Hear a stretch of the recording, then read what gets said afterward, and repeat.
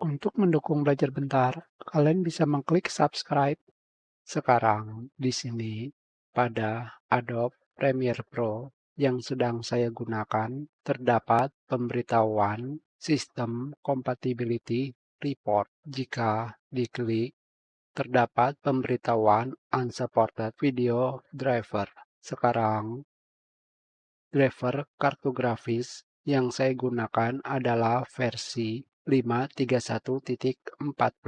Sekarang kita akan melakukan update driver ke versi 5.31.58.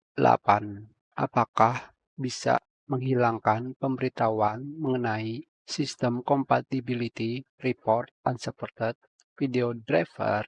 Kita update.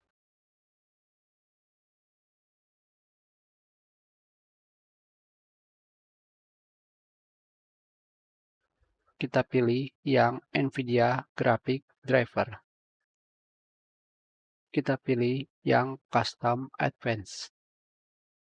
Kita langsung pilih Next. Dari sini kita hentikan perekaman.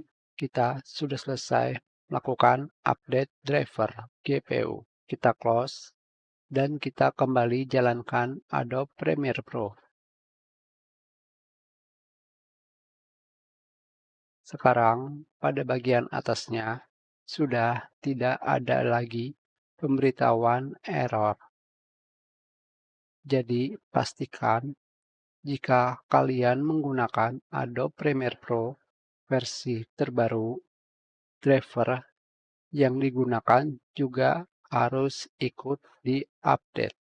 Kita sudahi pelajaran ini. Terima kasih.